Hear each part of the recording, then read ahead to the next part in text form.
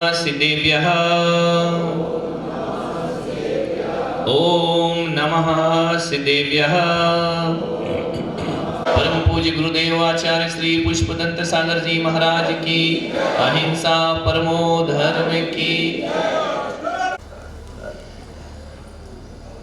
माँ बाप जब दुनिया से जाते हैं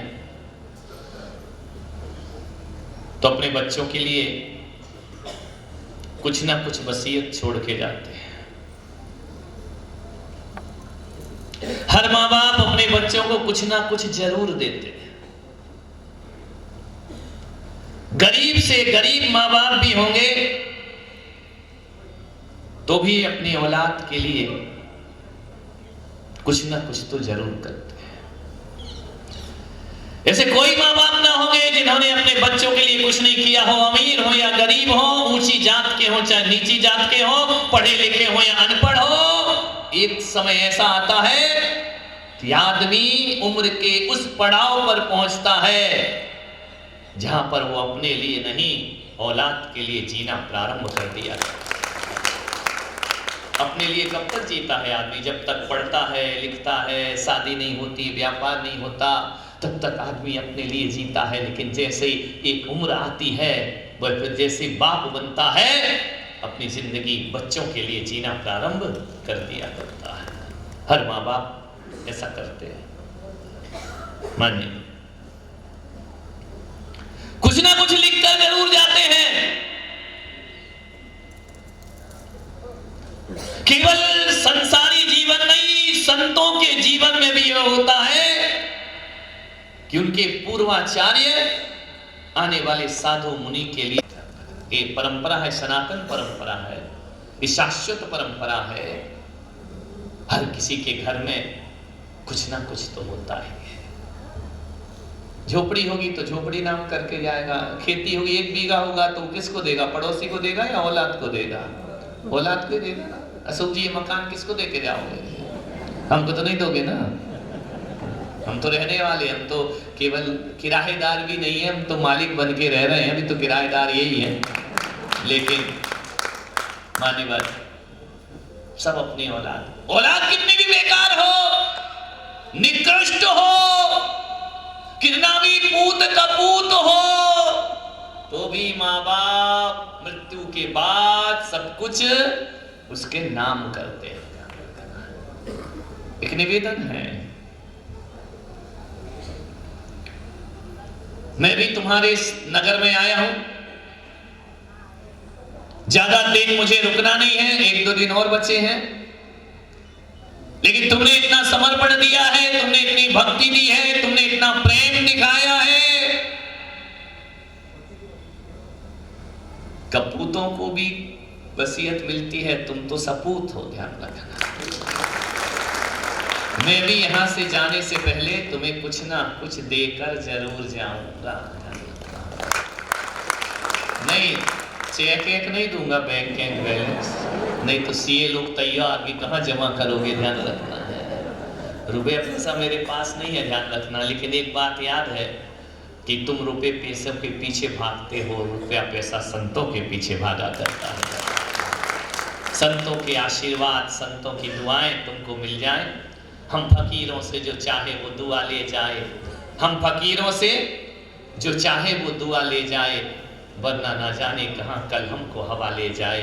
तुमको देने के लिए पास नहीं कुछ भी मेरे, वो जिसका जी चाहे वो जीने की अदा ले जाए।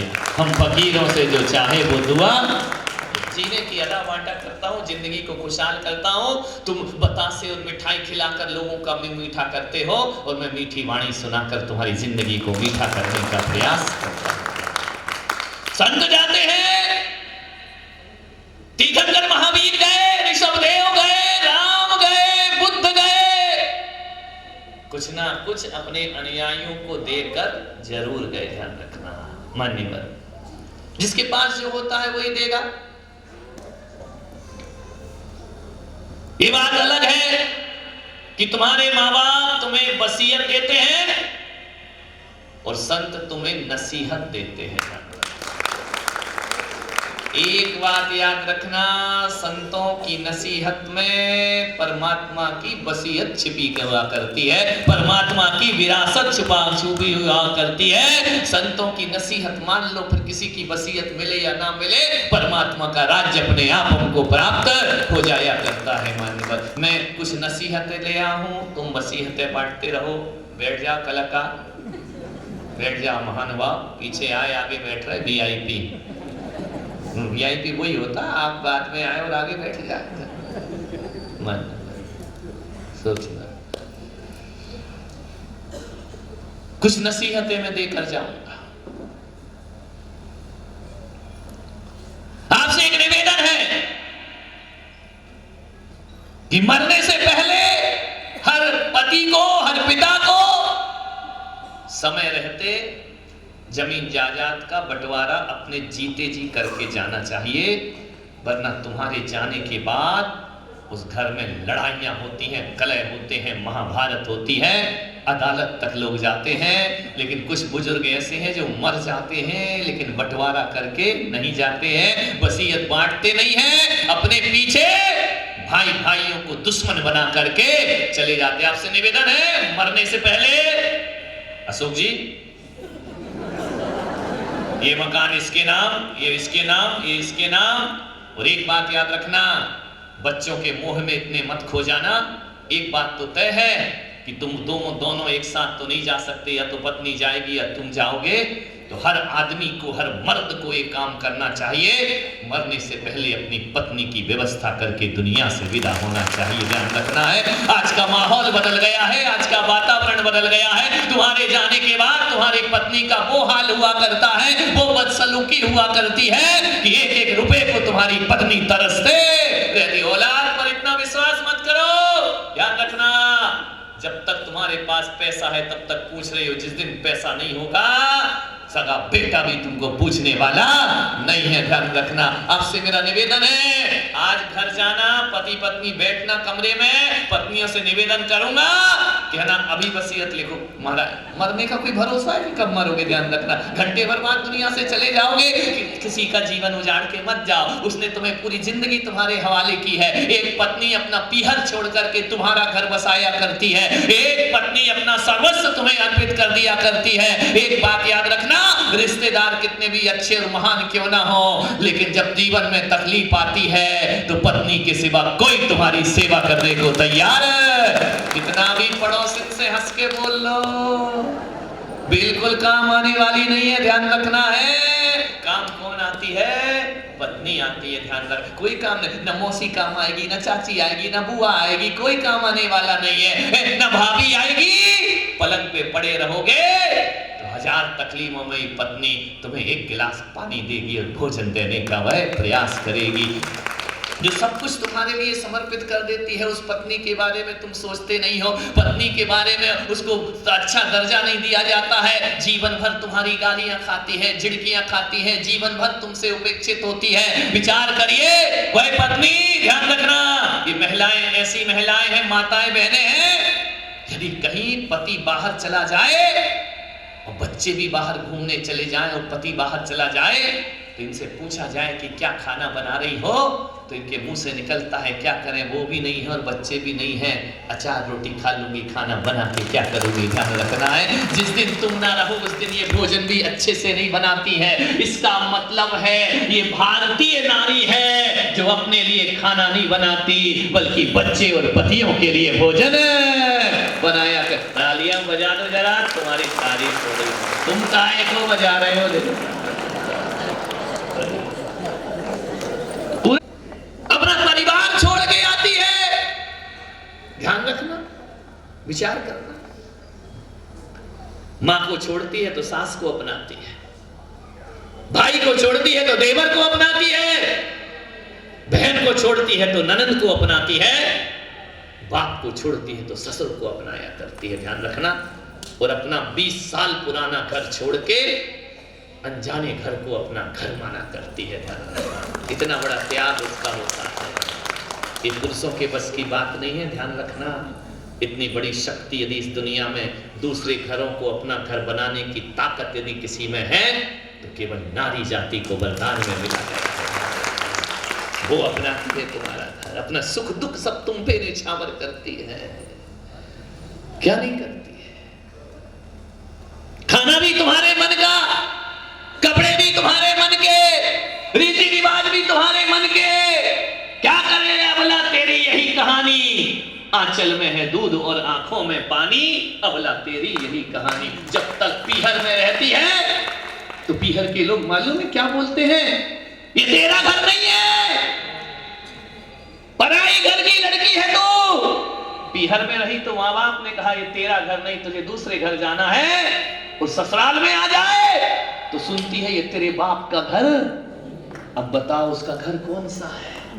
आपसे निवेदन है, पीहर में कहते तेरा घर नहीं, ससुराल वाले कहते तेरे बाप का घर नहीं। अब वो जाए कहां, कौन सा घर है उस नारी का? आजकल की पढ़ी लिखी हो गई लड़कियां।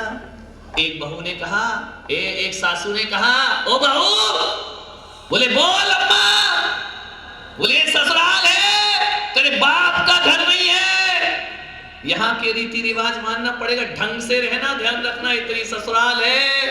बहू भी ओबरी की थी, बोली अम्मा तू भी ढंग से रहे, तेरी भी ससुराल है, तेरा कौन सा पीहर है, ध्यान रखना है, मानने पर ध्यान रखना। तू कौन से पीहर में बैठी, तू भी तो ससुराल नहीं है ना, तू भी ढंग से रहना, ध्यान रखना, मानने पर।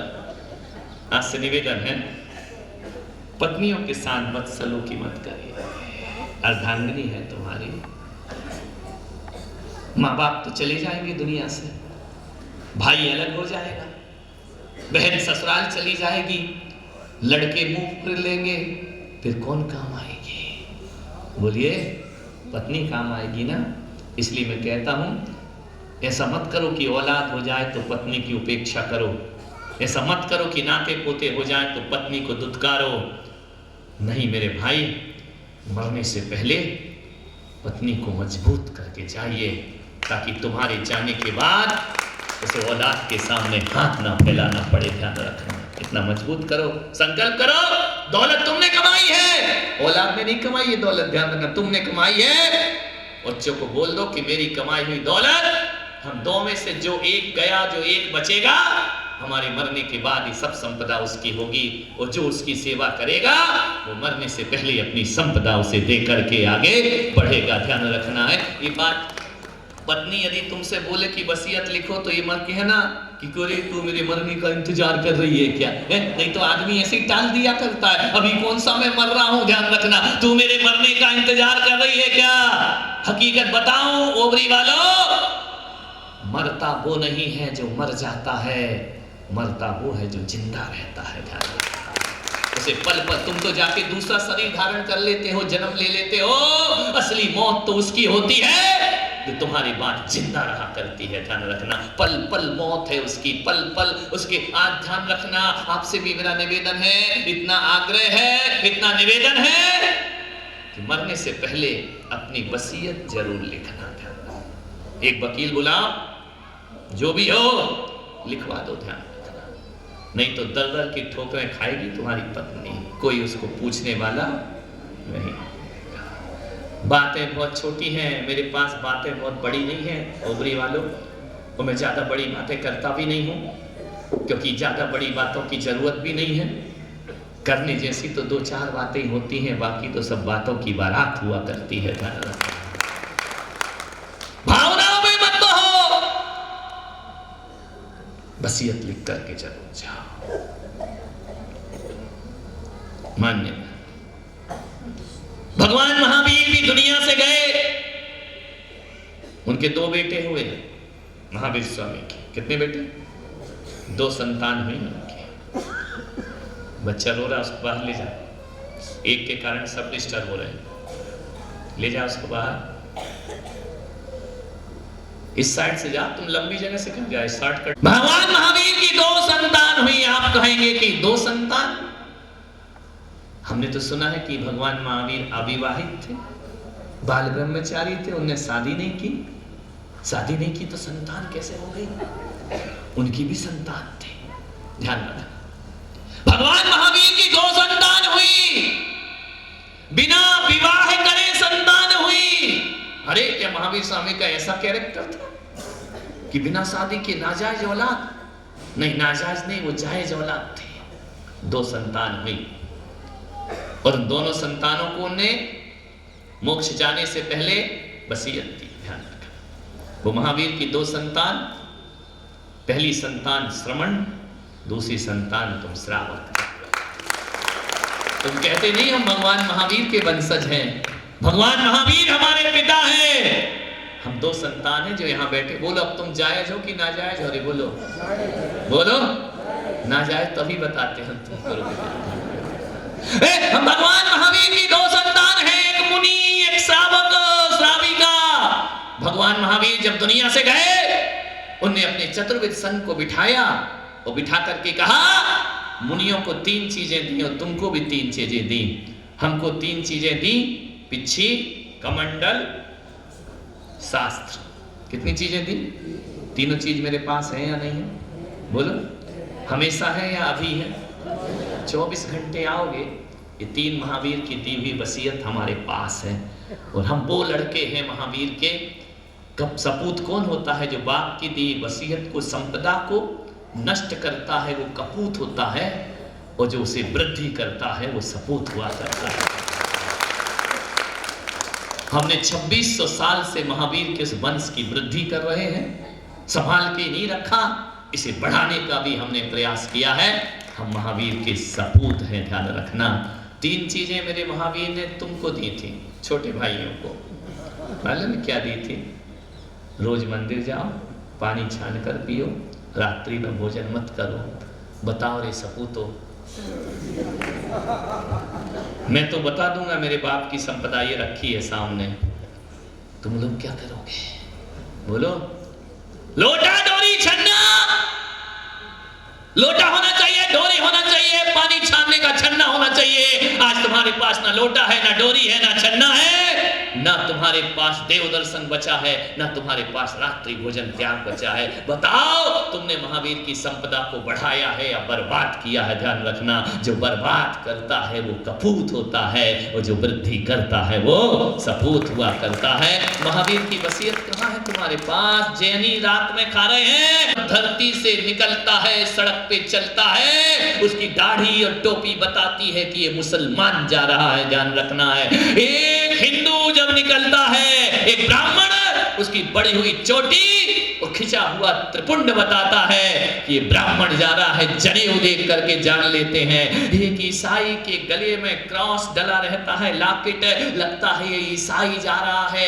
एक सिख के सिर पर पगड़ी होती है, लगता है ये सरदार जा रहा है। अरे जैनियों, तुम्हारी पहचान बताओ क्या है? तुम्हें किससे जाने जाओगे? बताइए, मैं आपसे पूछ रहा हूँ। तुम्हें कोई नहीं जान सकता, ना तुम्हारे सिर पे पगड़ी है, ना तुम्हारे माथे पर तिलक है, ना तुम्हारे गले में क्रॉस लटका हुआ है, ना गोल टोपी है, ना दाढ़ी है। बताओ, रास्ते से निकलोगे तो कौन कहेगा ये जैन जा रहा है? अरे जैनों ने अपनी पहचान ना पगड़ी से बनाई, ना कड़े से, ना कटार से बनाई। जैनों ने अपनी पहचान बनाई है तो अपने त्याग संयम से जैनों ने अपनी पहचान बनाई है। ध्यान रखना, मैं सोचता हूँ आपसे, जब किसी की शादी में जाओ, विवाह में जाओ, बारात में जाओ और लोग कहें कि भाई साहब भोजन कर लो, और आप कहो कि नहीं हम रात्रि में भोजन नहीं करते, ये तुम्हारी पहचान हुआ करती है। ध्यान रखना, जैन लोग रात्रि में भोजन नहीं करते हैं, जैन लोग मांस भक्षी नहीं होते हैं, जैन लोग शराब नहीं पिया करते हैं, जैन लोग आलू और प्याज नहीं खाया। ये जैनियों की पहचान है। मान्यवर, आपसे मेरा निवेदन है, बड़ी विनम्रता से आग्रह है, आज तुम्हारी रसोई पवित्र नहीं है, रात्रि में भोजन बन रहा है, रात्रि में भोजन किया जा रहा है, अपने आप को कहते हो कि जियो और जीने दो, महावीर का यही संदेश। ऐसा लग रहा है जैसे तुम्हारे लिए नहीं, पड़ोसी के लिए कहा जा रहा है। ध्यान रखना, आपसे मेरा निवेदन है, इसलिए मैंने पुलक मंच बना करके सभी को धर्म से जोड़ने का प्रयास किया है। ध्यान रख, संगठन रूप में हमें धर्म को जिंदा रखना पड़ेगा। आपसे मेरा आग्रह है, मैं किसी को रात्रि भोजन त्याग कराता हूँ ना, तो मालूम क्या बोलता है? बोलता है महाराज ये रात्रि भोजन त्याग बड़ी दुर्दशा हो गई। बेचारा रोज गाड़ी उठाए, 20 किलोमीटर गांव से बाहर जाए और खा के चला। ध्यान रख, मैंने कहा यार नहीं सुधरने वाले वाणी, कुछ भी कर लो ये नहीं सुधरेंगे, ध्यान रखना है, कितना भी कर लो बाहर की छूट। एक जगह तो मैंने क्या किया, एक जगह मैंने नियम दिया, आहार कर रहा था, मैंने कि बाहर के खाने का त्याग कर दे, होटल का त्याग कर दे, ढाबे के खाने का त्याग कर दे। उसने कहा त्याग, मन शुद्धि, वचन शुद्धि, काय शुद्धि, बाहर का त्याग, बाहर का त्याग। मैंने बड़ा अच्छा श्रावक मिला है, इतनी जल्दी त्याग कर दिया। मैं दूसरे दिन वहां से निकल रहा था, खड़े होकर के वो आदमी एक ठेले में समोसे खा रहा था। मैंने कहा इधर आ, तूने तो कल नियम लिया था ना। तो बोले नियम पाल तो रहा हूं। मैंने कहा क्या पाल रहा है, क्या नियम दिया था? बोले आपने कहा था बाहर का त्याग, तो समोसे के अंदर का आलू आलू खा रहा हूं, बाहर का त्याग। आदमी इतना होशियार है, समोसे के आलू खा रहा हूं, ऊपर का जो कवर है वो मैंने का बाहर का है, बाहर का। तेरे की नहीं सुधरे आदमी, चाहे कुछ भी कर लो, कितना भी नियम दे दो, ये सुधरने वाले आदमी गलियां निकाल लेता है। एक बार आगरा में अकबर ने आदेश कर दिया, कंजेस्टेड गलियां थी, कोई भी 4 घोड़े की बग्गी लेकर आगरा में प्रवेश नहीं करेगा, वरना उसको कानून सजा देगा। मुल्ला नसरुद्दीन पहुंच गया 4 घोड़े की बग्गी लेकर। अरे लोगों ने कहा यार तेरे को नियम नहीं मालूम? बादशाह ने फरमान जारी किया कि 4 घोड़े की बग्गी लेकर नहीं आ सकते हो। पकड़ लिया मुल्ला को, ले गए दरबार में, इसमें फांसी पे लटकाओ, इसने राजआज्ञा तोड़ी है, कानून तोड़ा है। मुल्ला ने कहा मैंने कोई कानून नहीं तोड़ा। बोले तोड़ा है? बोले कहां तोड़ा है? अरे बोले पागल, दिमाग खराब है, दरवाजे के पास, महल के पास 4 घोड़े की बग्गी लेकर खड़ा है और कह रहा कानून नहीं तोड़ा है। मुल्ला ने कहा मैंने नहीं तोड़ा कानून। अकबर ने कहा लटकाओ इसको फांसी पे, कानून तोड़ा इसने। उसने कहा महतशाह हुजूर थोड़ा सोच लो, लटकाने से पहले गलत न्याय मत करना। बोले क्यों? बोले 4 घोड़े की बग्गी लेकर नहीं आना, आपने आदेश किया था। तो बोले मैं कहाँ लेकर आया हूँ? बोले वो तो खड़ी है सामने, पुलिस ने पकड़ रखा है, 4 घोड़े की बग्गी को जब्त किया है। बोले जाके अच्छे से तहकीकात करो। बोले क्यों? बोले 2 घोड़ा है, 2 घोड़ी है, 4 घोड़े का आदमी कानून कैसे तोड़ता है? आपने 4 घोड़े का फरमान किया है, घोड़ी का तो नाम ही नहीं है। मैंने कहा कानून तोड़ा? आदमी ऐसे कानून तोड़ता है। यहाँ नियम बनाओ, वहां टूटना प्रारंभ हो जाया करते हैं। एक हुआ मान्यवर, आपसे निवेदन है जैनियों, आजकल हिंदू लोग ना, सनातनी लोग शादी के कार्ड छपाते हैं ना, तो उसमें लिखते हैं जैनों के लिए दिन में भोजन की व्यवस्था है। और जब हमारा ये जैनी जाता है ना, वो कहते चलो भोजन कर लो, आपका दिन अस्त हो रहा है। नहीं हमको तो चलता है। बेचारा सनातनी लिख रहा है कि जैन को भोजन की व्यवस्था, और ये कह रहा हमको तो। उनने भी कहा यार फालतू लिख रहे, हटाओ ये लाइन, आज के बाद लिखो ही नहीं, ये तो चरते हैं, रात को ध्यान रखना है, नहीं खाते नहीं, ये तो चरते हैं। मानिएगा, आपसे निवेदन है, आज से एक आग्रह करूंगा कि अपनी पहचान बनाए रखना है। रात्रि भोजन का त्याग जैनों की पहचान होती है। मान्यवर, मैं छूट तो नहीं दे रहा हूं और ना दे सकता हूं। यदि फिर भी तुम्हारा खाने का मन करे रात में, तो घर के दरवाजे बंद करके कमरे में चुपचाप खा लेना। लेकिन किसी की शादी पार्टी और सामूहिक हो, वहां रात्रि का भोजन नहीं करना, क्योंकि घर के अंदर खाओगे तो केवल तुम बदनाम होगे, और शादी में खाओगे पूरा धर्म बदनाम होगा, पूरी समाज बदनाम होगी। वसीयतें सौंपिए, कुछ ना कुछ जरूर अपनी पीढ़ी को दे करके जाओ। माता पिता बड़ी बड़ी आहुतियां देते हैं अपने बच्चों के लिए, अपने अरमानों का गला घोंटते हैं। तुम भी कुछ देकर जाओ, नहीं तो जमीन के टुकड़ों के लिए वाद विवाद होगा, खून खराबा होगा, आपस में लड़ेंगे, महाभारत जैसी रचना हो जाएगी। लेकिन मैं आज उस वसीयत की बातें नहीं कर रहा हूं जिसके बारे में तुम सोच रहे हो। मैं ऐसी वसीयत की बात कर रहा हूं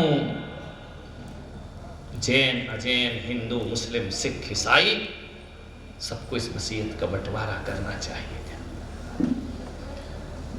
महात्मा बुद्ध 12 वर्ष की तपस्या करके कपिलवस्तु में पधारे। बड़ा स्वागत हुआ। राजा शुद्धोधन ने उनका बहुत स्वागत किया, उनका सत्कार किया गया, पुष्प वर्षा की गई, पद प्रक्षालन हुआ। पूरा गांव उनके स्वागत में उमड़ पड़ा। महात्मा बुद्ध 12 वर्ष बाद लौट कर आए तपस्या करके। राजकुमार थे, राजवंशी थे, युवराज थे। महात्मा बुद्ध का स्वागत करने के लिए जैसे उनके पिता राजा शुद्धोधन आगे बढ़े और उन्होंने महात्मा बुद्ध के चरण छुए, महात्मा बुद्ध ने अपने चरण पीछे कर लिए। बोले, सम्राट आप मेरे चरण मत छुओ। राजा शुद्धोधन ने कहा कि अब पुत्र तुम वो पुत्र नहीं रह गए हो, तुम महायोगी हो, बैरागी हो, तुम जीवन की साधना की इतनी ऊंचाइयों पर पहुंच चुके हो कि अब तुम्हें पुत्र कहते हुए भी मेरी रूह कांपती है, तुम महात्मा हो। महात्मा बुद्ध ने कहा, आपका ये विनम्र भाव ही मेरा सबसे बड़ा स्वागत है। महात्मा बुद्ध ने कहा कि महात्मा बुद्ध के पिता राजा सम्राट शुद्धोधन ने कहा, महात्मा मेरे महल को पवित्र करो। यूं तो सारी दुनिया संतों को शीश झुकाती है, यूं तो सारी दुनिया अपने माता पिता के चरण छूती है, लेकिन कभी कभी कोई संतान इतनी महान हो जाती है कि माता पिता भी उसके चरण छूना प्रारंभ कर देते। स्वागत किया। महात्मा बुद्ध महल को देख रहे हैं, 12 वर्ष पहले छोड़कर गए। महात्मा बुद्ध ने स्वागत स्वीकारा अपने माता पिता का। महात्मा बुद्ध ने कहा, तो सम्राट मैं चलूं जंगल की तरफ वापिस। हाथ जोड़े खड़े हैं पिता माता उनके। महात्मा बुद्ध ने कहा कि सम्राट आपकी पुत्र वधू नहीं दिखती है जिसे वो छोड़कर गए थे, यशोधरा महात्मा बुद्ध की पत्नी। चारों तरफ महल में देखा। सम्राट ने कहा कि हे महात्मा, तुमने सबको आशीर्वाद दिया, जाओ यशोधरा तुम्हारा महल में इंतजार कर रही है, तुम्हारी पत्नी है, बरसों से राह देख रही है, जाओ उसका संबोधन करो जाके। महात्मा बुद्ध ने कहा, कहां है यशोधरा? बोले ऊपर महल में। 12 वर्ष से वो महल से बाहर नहीं निकली है, झरोखे में बैठी आज भी तुम्हारी राह तक रही है।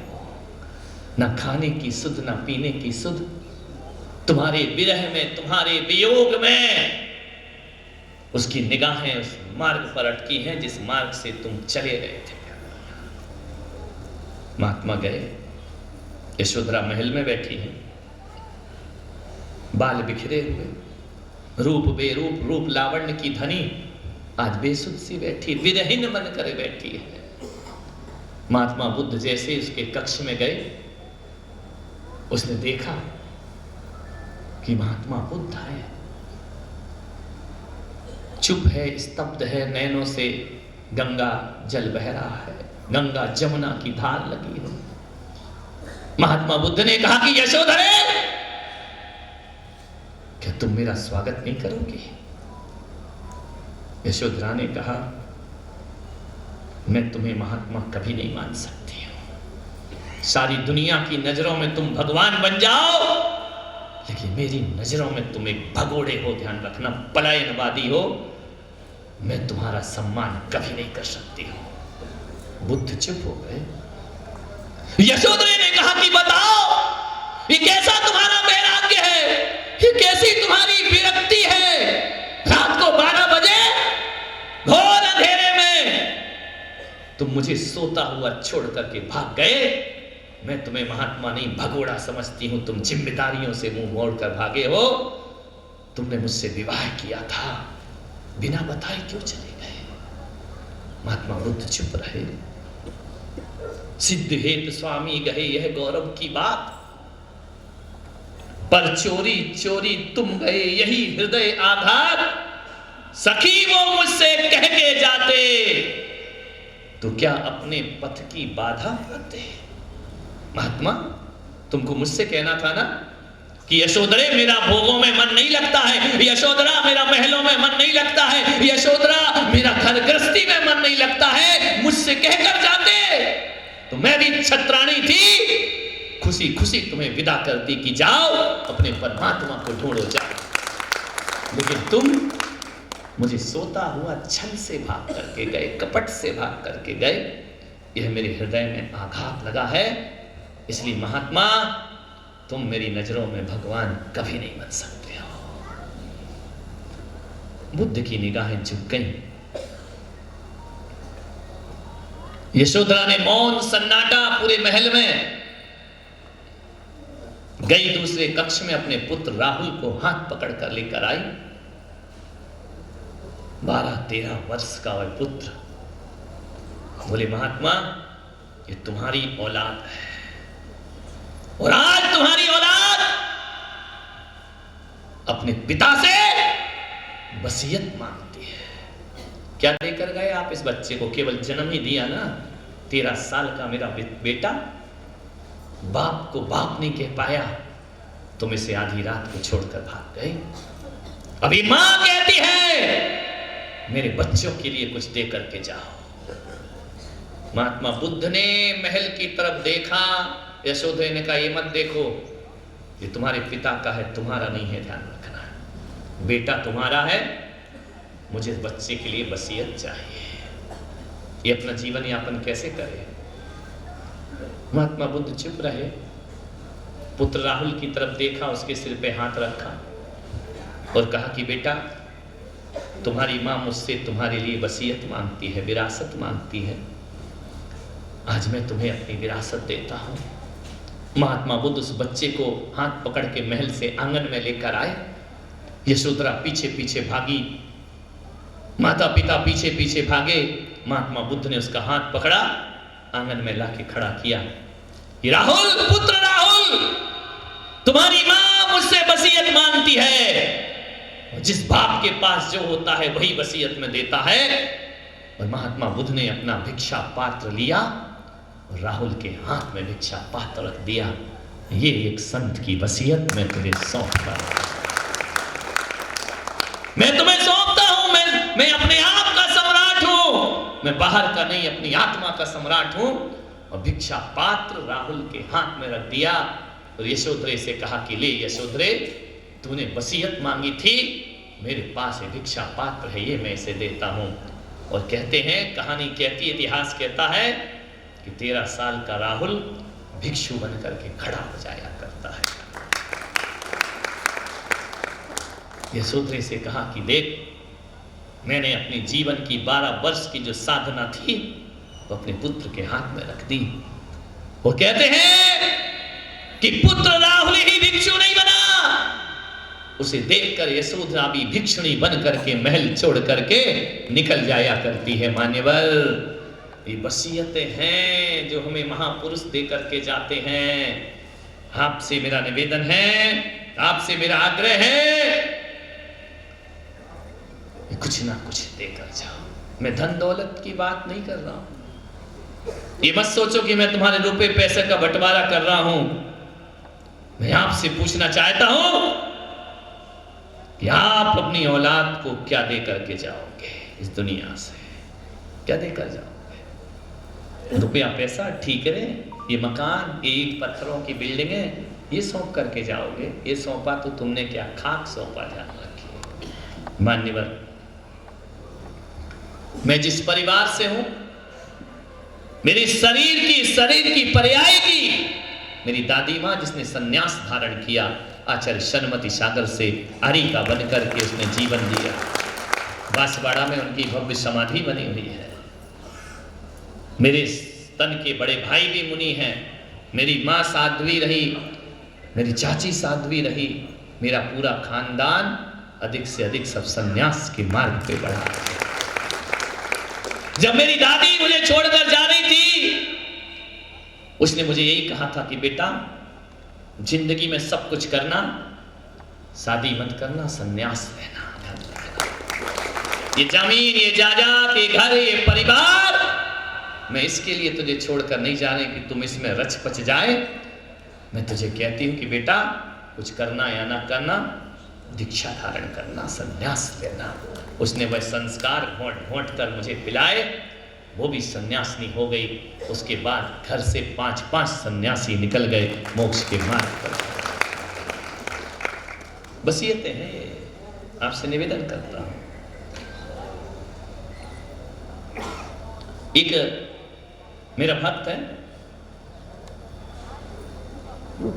वह टीवी से मेरा भक्त बना, मेरे प्रवचन सुनकर के भक्त बन गया। बहुत दिनों के बाद वो जयपुर पधारा, आकर के मेरे चरणों में रोने लगा। मैंने कहा तुम कौन हो? मैं तुमको नहीं जानता हूं। बोले आप नहीं जानते, लेकिन मैं आपको जानता हूं। मैं टीवी से आपका भक्त हूं, आपके प्रवचन सुनता हूं, यूट्यूब में सुनता हूं। तुम इनका रो क्यों रहे हो मेरे दरबार में आके? बोले आज महाराज मैं बहुत खुश हूं। उनका खुश हो? खुश हो और रो रहे हो? बोले ये मेरे खुशी के आंसू, बरसों से आपका इंतजार कर रहा हूं, दर्शन हो दर्शन हो दर्शन हो। मैं जैन नहीं हूं, लेकिन आपके दर्शन को मैं आया हूं। महाराज एक बात मुझे बताना है, मुझे बड़ा संतोष मिलेगा आपको बताकर। उनका बोलो क्या बोलना है? बोले मैंने आपके प्रवचन सुने, मैं रिश्वत लेता था, मैं झूठ बोलता था, मैं हर गलत काम करता था। ऐसा कोई काम नहीं है जो मैं नहीं करता था। मेरे रास्ते गलत थे, मेरी संगति गलत थी, मैं पी भी लेता था। लेकिन जब से आपके प्रवचन सुने, मैंने कहा नहीं, जिंदगी को बदलने का प्रयास कर। आपके प्रवचन सुनने के बाद मेरा जीवन बदल गया। मैंने सब कुछ छोड़ दिया महाराज, और मैंने कसम खा ली, टीवी से ही आपको अपना गुरु बना लिया। और मैंने कसम खा ली कि यदि जिसे मैंने गुरु बनाया है, वो यदि जगत कल्याण के लिए तन के वस्त्र छोड़ सकता है, तो मैं अपनी बुराई क्यों नहीं छोड़ सकता हूं। और मैंने सारी बुराइयों का त्याग कर दिया महाराज। वो जैसे ही बुराइयों का त्याग किया, तो मेरे मित्रगण मेरा मजाक बनाने लगे। बोले किस बाबा के चक्कर में पड़ गया है? ऐश की जिंदगी जी क्यों? बोले मैंने उनके साथ उठना बंद कर दिया, बैठना बंद कर दिया, खाना पीना बंद कर दिया, मैंने रिश्वत लेना बंद कर दी, मैंने सब कुछ छोड़ दिया और एक अच्छा जीवन जीने लगा। मेरी पत्नी बोली इतने भी मत सुधरो, नहीं तो दिक्कत ये है ना, बेटा बिगड़े तो आफत हो, ज्यादा सुधर जाए। रोज रोज मंदिर जाने, लड़कियां कहती पंडित से शादी नहीं करेंगे हम, ज्यादा तक विचार करिए। अब पत्नी ने मेरा मजाक बनाया, बच्चों ने कि इतने बदल गए, इतने बदल गए। बोले महाराज 8 साल से जीवन बदला है, कोई साल 2 साल की बात नहीं है। मैंने कहा ईमानदारी का जीवन जीऊंगा, अच्छा जीवन जीऊंगा। मैंने घर में गुस्सा करना बंद कर दिया। घर में कोई कुछ भी करे, मैं गुस्से में जवाब नहीं देता हूं। मैंने आपका प्रवचन सुना है, क्रोध नहीं करना चाहिए, मैंने क्रोध का त्याग कर दिया। तो इनका फिर क्या हुआ? बोले मेरी लड़की बड़ी हो गई, जवान हो गई। मैंने उस लड़की से कहा कि बेटा तू बड़ी हो गई है, मैं तेरी शादी करना चाहता हूं। हर बाप का एक अरमान होता है। बड़ लड़की जब कंधे तक आ जाती है ना, तो हर पिता चाहता है कि इसका घर बसा देना चाहिए। बोले मैंने एक लड़की से, अपनी लड़की से पूछा कि बेटा जमाना देखो कैसा हो गया है, कि तुझे कोई पसंद तो नहीं है? आज माँ बाप पूछते हैं औलाद से। पहले औलाद को पता भी नहीं होता था और माँ बाप शादी कर दिया करते थे, ध्यान रखना। आज पूछना पड़ता है कि तेरा कोई कॉलेज में चक्कर तो नहीं, स्कूल में चक्कर तो नहीं, तेरा कोई मित्र तो नहीं? उस लड़की ने कहा नहीं पिताजी, मैं स्कूल गई, कॉलेज गई, मेरा लक्ष्य पढ़ना था, ये सब करना मेरा लक्ष्य नहीं था। ऐसी बेटी जिसके घर में हो जाए समझना पंचम काल का स्वर्ग है उसका। बनका आजकल तो बेटियां माँ बाप के मुंह में कालिक पोत करके रातों रात भाग जाया करती हैं, ध्यान रखना है। मैं बेटियों से निवेदन करूंगा ऐसा मत करो माँ बाप के साथ। जिसके साथ 20 साल रही उस 20 साल वाले पे तुम्हें प्रेम नहीं होता है, उस साल भर वाले के साथ भाग जाया करती हो, ध्यान रखना है। और क्या हो रहा है, ऐसा माहौल बना है पूरे देश में, हमारी लड़कियों को बर्बाद किया जा रहा है। मान्यवर बेटियों को उठाकर ले जाते हैं, झांसा देते हैं, चिकनी चुपड़ी बातें करते हैं, कॉलेज में पढ़ते हैं, वही दोस्त बन जाते हैं और ले जाते हैं उठाकर, वो देह का शोषण किया जाता है। और कई लड़कियां तो जाकर के ऐसे देश हैं जहां पर लड़कियों को वो विवाह करके बेच दिया करता है, ध्यान रखना है। ये रोगोरी चमड़ी और मीठी बातों में मत आना बेटियों, ध्यान रखना है। आपसे मेरा निवेदन है, हर किसी को अपना दिल मत दे बैठना, वरना आजकल यही हो रहा है, एक नीति चल रही है, षड्यंत्र चल रहा है कि जैनों की लड़कियों को बर्बाद किया जाए, सनातनी लड़कियों को बर्बाद किया जाए, इनका धर्मांतरण किया जाए, इनको, इनके वंश को, इनके धर्म को समाप्त करने का षड्यंत्र चल रहा है। बेटियों से कहूंगा जात पात देखना चाहिए। हमारे बुजुर्गों ने जात पात बनाई है तो बहुत सोच समझ के बनाई है, ध्यान रखना है। मैं नहीं चाहता हूं ऐसा देश हो जाए हमारा, अरे जैन लड़की जैन से शादी करे, ब्राह्मण ब्राह्मण से शादी करे, राजपूत राजपूत से शादी करे, वैष्णव वैष्णव से शादी करे, मुसलमान मुसलमान से शादी करे, ईसाई ईसाई से शादी करे, हमको कोई समस्या नहीं है। लेकिन जब किसी की जाति परंपरा और पंथ पे अटैक किया जाता है तो हिंदुस्तान में संतों को बर्दाश्त नहीं हुआ करता। अंतरजातीय विवाह हो रहे हैं, बेटियां भाग रही हैं, मीठी मीठी बातों में आ रही है। एक जैन समाज की बेटी मुंबई में भाग गई, मालूम है किसके साथ? ऐसे विधर्मी के साथ जहां देह का शोषण करके 3 बार तलाक तलाक बोलो और जिंदगी बर्बाद कर दी जाती है, ध्यान रखना। वो लड़की कहीं की नहीं रहती है, पीहर वाले अपनाना नहीं चाहते हैं, वो ससुराल से देहिक शोषण करके फेंक दी जाती है सड़कों पर। बोलो अब बेटी क्या करे? बोलिए, बेटी भाग जाए तो कौन समाज में उसे स्थान देगा, कौन उसे अपनाएगा? वो ना घर की रहती है और ना घाट की रहती है, या तो वो जाकर किसी देह व्यापार में लिप्त हो जाती है, या उसके सामने एक ही रास्ता बचता है कि उसे आत्महत्या कर लेना चाहिए, ध्यान रखना। इसके अलावा कोई दूसरा रास्ता नहीं हुआ करता।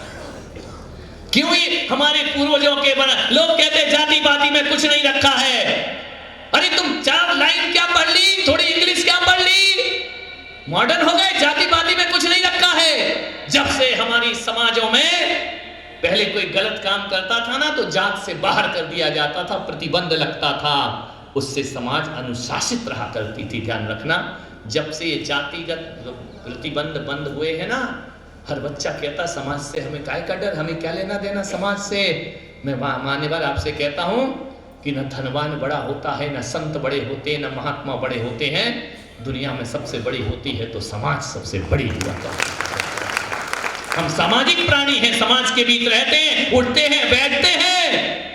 हम कोई पशु नहीं है, जानवर नहीं है जंगल के। और देखा जाए तो जंगल में पशुओं का भी एक अपना समाज हुआ करता है, ध्यान रखना। समाज के बिना आदमी का अस्तित्व नहीं हुआ करता है। आज मैं यहाँ खड़े बैठकर प्रवचन कर रहा हूँ तो अपनी दम पर नहीं, अपनी समाज की दम पर यहाँ बैठकर प्रवचन कर रहा हूँ। समाज की उपेक्षा मत करो, जातियों की उपेक्षा मत करो। विभिन्न प्रकार की जातियां हैं, लेकिन हमारे ऋषभ देव ने, हमारे महापुरुषों ने ये जो वर्ण व्यवस्था बनाई है वह शाश्वत रहना चाहिए। क्षत्रिय क्षत्रिय से विवाह करे, शूद्र शूद्र से विवाह करे, जैन जैन से विवाह करे, ब्राह्मण ब्राह्मण से विवाह करे। अपने खानदानों की रक्त मत बदलिए, ध्यान रखना। एक बात निवेदन है मेरा आपसे, बेटियों से भी कहूंगा, इतनी मत पढ़ लिख कर ऐसी हो जाओ कि माँ बाप को फिर समाज में नजरें उठाने में शर्म महसूस हो। एक लड़की भाग गई जैन समाज की, मैं मुंबई में था, उसे कहा गया कि मत जा इसके साथ। अरे उस कौम में जा रही जहां मांस खिलाया जाता है। अरे तुम तो उस कौम में पैदा हुई जहां पानी भी छान कर पिया जाता है, यहाँ तो चींटी पर भी पैर रखना पाप समझा जाता है, ध्यान रखना। वो लड़की कहती मैं खा लूंगी मांस, ध्यान रखना। चली गई, भाग गई। माँ बाप ने बहुत रोका, संतों ने रोका, नहीं मानी, ऐसी वासना में डूब गई, चली गई। मालूम है 15 दिन बाद खबर आती है दुबई में जाके उसने उसका सौदा कर दिया। ऐसी कई लड़कियां उसने ले जाकर बेच दी वहां पर। आज वहां से फोन आता है माँ बाप को कि मैंने जीवन में बहुत बड़ी गलती कर दी, रूप रंग पे मर गई, अब मैं तुम्हारे घर भी वापस नहीं आ सकती हूँ क्योंकि मैं तो देह व्यापार की मंडी में जाकर बैठ गई। बेटियों से निवेदन है, कभी भी ऐसी जिंदगी मत जियो। माँ बाप तुम्हारे लिए जो कुछ करते हैं ना, बाप दवाई खाती हो ना, अंग्रेजी दवाइयाँ कड़वी होती हैं लेकिन बाद में फायदा करती हैं, तो माँ बाप की नसीहतें भी कड़वी होती हैं लेकिन बाद में बहुत फायदा किया करती हैं हमारे जीवन। एक बेटी आई मेरे पास, महाराज मेरे माँ बाप बहुत खराब है, मेरी माँ बहुत खराब है, मैं क्या करूं? मैंने कहा मम्मी बदल ले। तो बोले मम्मी कैसे बदल सकती है, मम्मी तो वही रहेगी। तो मैंने कहा फिर अपने आप को बदल ले। मैंने कहा क्यों खराब है? बोले देखो ना महाराज, मेरा भैया रात को 10 बजे भी आए तो पापा भी कुछ नहीं बोलते, मम्मी भी कुछ नहीं बोलती है, और मैं स्कूल से कॉलेज से 10 मिनट ही लेट आ जाऊं, 1000 प्रश्न की झड़ी लग जाती, कहाँ गई थी, कैसी थी, कहाँ रहती है, किसके पास थी, लेट क्यों हो गई, मैं फोन करूं एंगेज चला जाए, किससे बातें कर रही थी। भैया को सब छूट है, मेरे लिए कोई छूट नहीं। मैं थोड़े से कपड़े ऐसे पहन लूं तो माँ बाप रोकते हैं, भैया कुछ भी पहने कुछ नहीं बोलते हैं। बहुत खराब है मेरे माँ बाप। मैं किसी सहेली के यहाँ चले जाऊं तो मेरे पीछे इंक्वायरी होती है, कॉलेज जाती तो 10 बार मम्मी के फोन आते, बेटी क्या कर रही है, खाना खा लिया, पर कितनी मेरे पीछे इंक्वायरी लगा रखी है, मेरी मम्मी बहुत खराब है। मैंने कहा बेटा तेरी मम्मी बहुत अच्छी है, खराब नहीं है, तेरे पापा बहुत अच्छे हैं। बोले क्यों? मैंने कहा एक बात बता, मैं ओबरी की बेटियों से बहुओं से पूछता हूँ कि तुम्हारे घर में जो हीरा होता है ना उसको कैसे रखते हो? एक लाल कपड़े में बांध के, फिर एक छोटी डिब्बी, फिर बड़ी डिब्बी, फिर और बड़ा डिब्बा, फिर लॉकर, फिर इंटरनल लॉक, फिर बाहर से नंबर, फिर चाबी नहीं नंबर लगा के कितने संभाल के रखते हो या नहीं? बोलो। और सब्जी भाजी कैसे रखते हो? कपड़े में बांध के, लॉकर में कैसे रखते हो? सब्जी का थैला लाया पटक दिया, समझ में आया? ज्यादा से ज्यादा फ्रिज में डाल दिया, और तो ज्यादा कुछ नहीं करते ना। बोले नहीं। तो मैंने कहा बेटा एक बात बता, बेटियां हीरा हैं, उसकी निगरानी करना माँ बाप का फर्ज है। और जो लड़के हैं ना ये सब्जी भाजी है, ये कहीं भी पड़े रहे, इनसे कोई मतलब नहीं, ध्यान रखना है, इनकी औकात इससे ज्यादा है ही नहीं। बेटी डायमंड होती है, इसलिए माँ बाप ध्यान रखना, बेटी 2 कुलों की इज्जत होती है, बाप के घर की इज्जत होती है और पति के घर की इज्जत होती है। इसलिए इज्जत को संभाल के रखना ये माँ बाप का फर्ज हुआ करता है, ध्यान रखना। इसलिए मैंने कहा तेरी माँ ज्यादा टोंकती है, सोच तेरी माँ बुरी नहीं, तेरी माँ बहुत अच्छी माँ है, ध्यान रखना। बेटियां घर की इज्जत होती हैं, शोभा होती है, शोहरत होती है, शान होती है। लड़कों का क्या है, घूमने दो इनको, कुछ नहीं रखा है, ध्यान रखना। मानने का उस बेटी को बेच दिया गया। अपनी संस्कृतियां मत छोड़ो। हम उस समाज में पैदा हुए हैं जहां एक पिता कहता है अपनी बेटी से कि बता तुझे कैसा वर चाहिए। बैठ जा।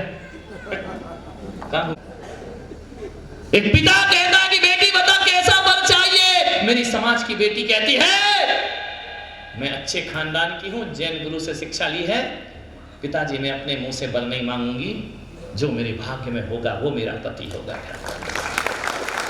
अच्छे घर की बेटियां अपने मुंह से पति नहीं मांगती, माँ बाप जो लिख देते हैं भाग्य में उसे स्वीकार कर लिया करती हैं।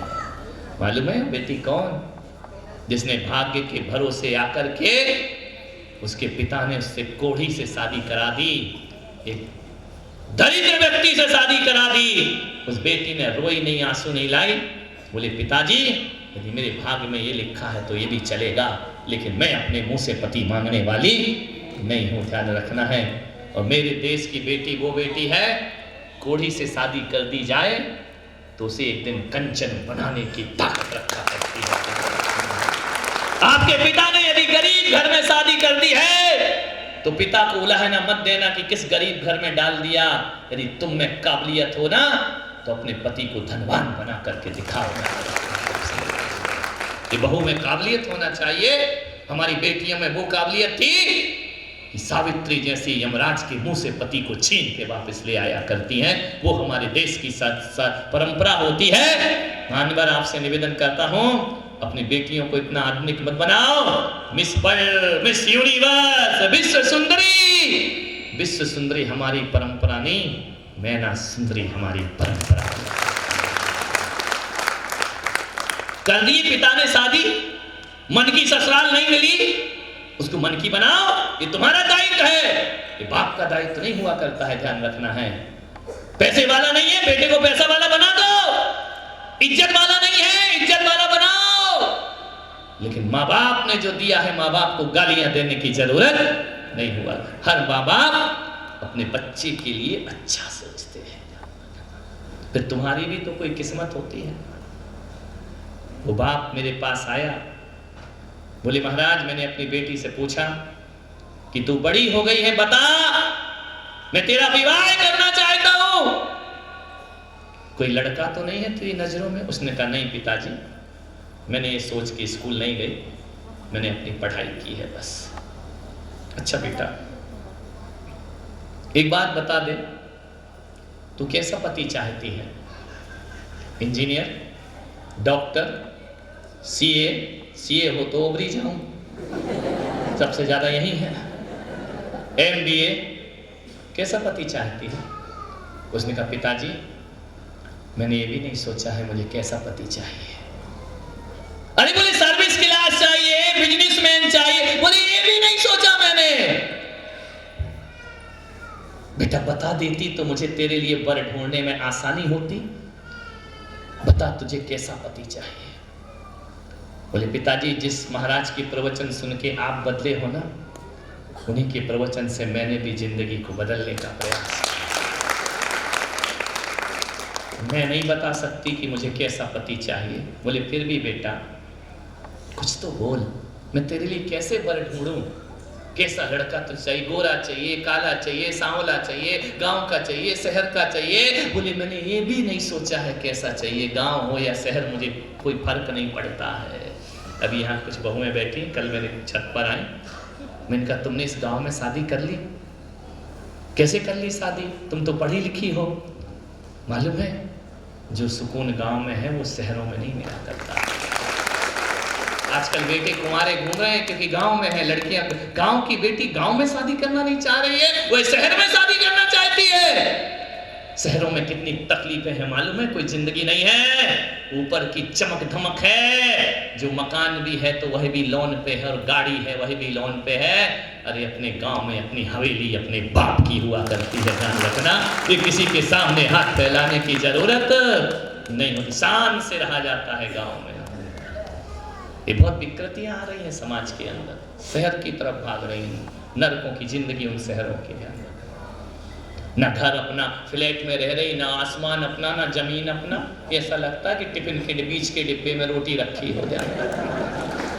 कितना बड़ा बगीचा छोड़ के जाती है शहरों में, ध्यान क्या रखा है वहां? मानते बेटी ने कहा कि पिताजी मैंने नहीं सोचा है। बोले फिर भी बेटी कुछ तो बोल।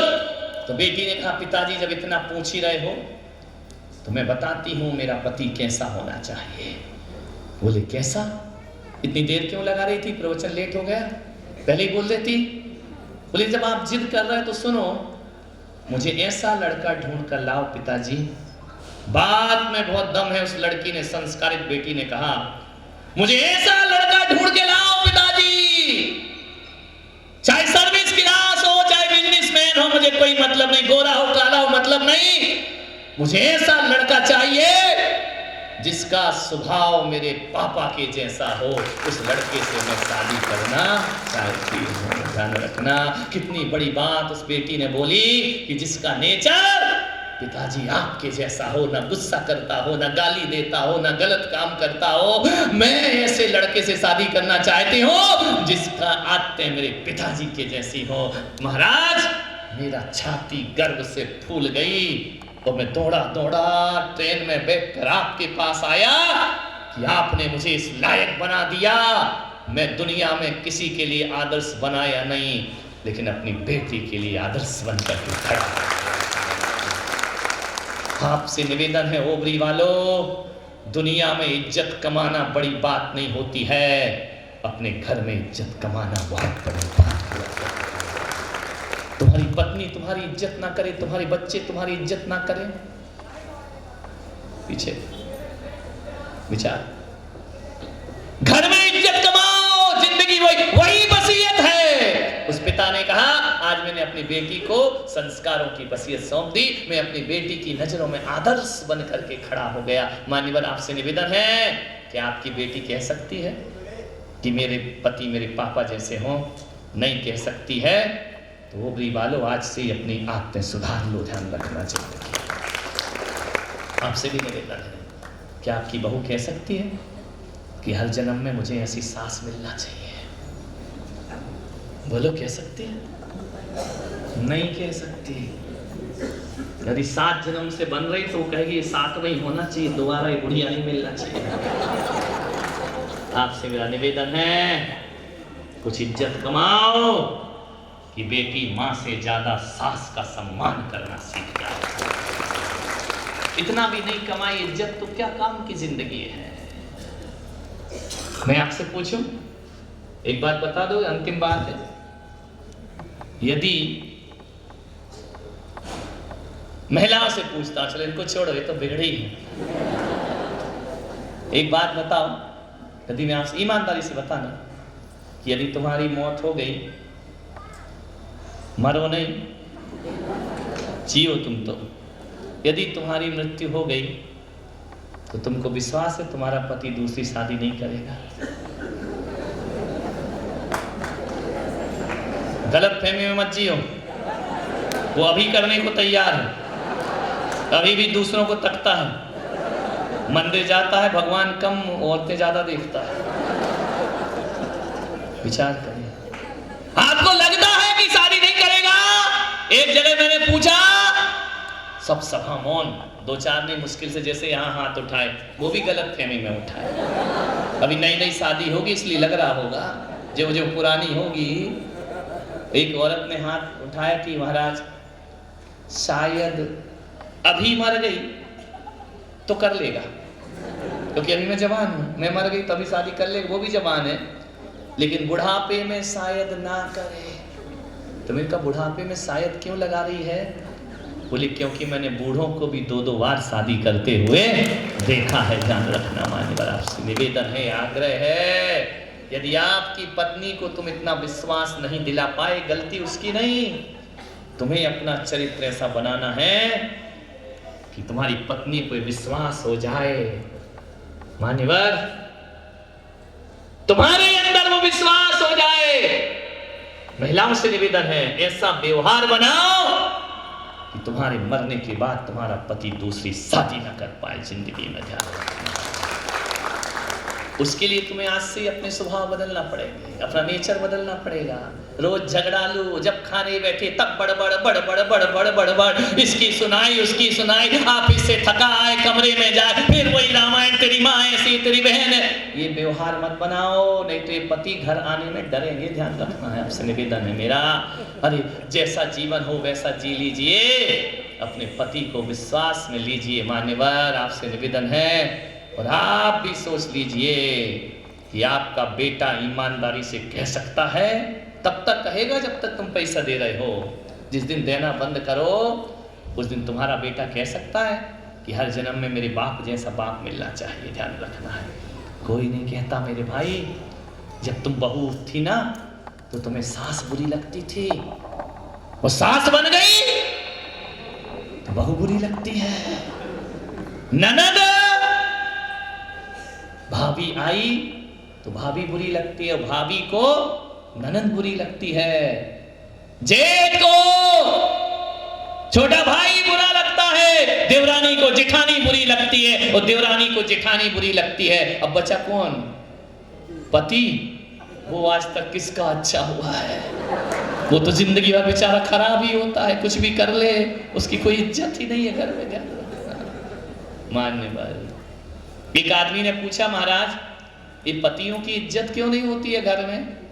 इनका इसलिए नहीं होती है कि वो लड़की माँ को छोड़ती है तो सास को अपनाती है ना, बहन को छोड़ती है तो ननद को, भाई छोड़ के आई तो देवर, तू तो मुफ्त में मिला है जान, वो तो पैसे देके, वो तो छोड़ने से बाद मिले, तू तो बिना त्याग के मिल गया है। ध्यान रख, वो पति छोड़ के थोड़ी पति बनाया उसने, ध्यान रखना है। और जो चीज मुफ्त में मिलती है उसकी कोई इज्जत, तुम तो फ्री फंड में मिली हो। सास तो माँ छोड़ने पे मिली है, ननद उसको बहन छोड़ने पे मिली है, देवर उसको भाई, तुम क्या छोड़ने पे मिले हो? ध्यान रख, तुम फोकट के आदमी, ध्यान रखना, क्या इज्जत रहेगी तुम्हारी? मानने वाले, आपसे निवेदन करता हूं, जिस वसीयत की मैंने बात की, समय हो गया आपका, स्कूल भी लगना है भाई। वसीयत रुपए पैसों की नहीं, हकीकत में वसीयत ये है कि तुम्हारे आदर्श, तुम्हारा चरित्र, तुम्हारा व्यवहार तुम्हारे बच्चों के बीच में बिखर जाना चाहिए आदर्श बन करके। तुम्हारी पत्नी के बीच तुम्हारा विश्वास मजबूत होना चाहिए। पत्नी को स्वप्न में भी ये ख्याल ना आए कि तुम उसकी जगह किसी और पर भी निगाह रखते हो। ध्यान रखना, एक रावण था, उसके 10 शीश थे और 20 आंखें थी। कितनी आंखें थी? शीश कितने थे? आंखें कितनी थी? लेकिन 20 आंखें। और तुम्हारी कितनी आंखें हैं? और शीश कितने हैं? 1 शीश 2 आंख, 10 शीश 20 आंख। देखना रावण कौन है। उसकी 20 आंखें एक सीता पे टिकी थी, तुम्हारी 2 आंखें। अपना अपना चरित्र देखो, 20,000 सीताओं पे टिकी है। बोलो असली रावण कौन है? वो था या ये है असली रावण? असली रावण तो तुम हो मेरे भाई। हर किसी पर निगाह डाला करते हैं। बातें जीवन को समझें, एक आदर्श जीवन बनाएं। मैं आपसे इतनी निवेदन करूंगा अंतिम बार कि दुनिया में इज्जत भले ना कमाओ, अपनी पत्नी की नज़रों में इज्जत कमाओ, अपनी औलाद की नज़रों में इज्जत कमाओ, अपनी बहू की नज़रों में इज्जत कमाओ, अपने दामाद की नज़रों में इज्जत कमाओ। तो समझना तुमने धरती पर आकर कुछ किया है, और असली विरासत यही विरासत हुआ करती है। आप सबने सुना, अनुग्रहित हो। जय महावीर। कल इसमें उपस्थित होंगे। हिंदू सम्मेलन का जो कार्यक्रम चल रहा है 23 तारीख पर, मैं उस पर अपने विचार देने का प्रयास करूंगा। जा वाणी के ज्ञान से सूझे वाणी भारती, तो ही जपो दिन रे वो तेरा शरणागरे। नमोकार मंत्र अपने भगवान का नाम।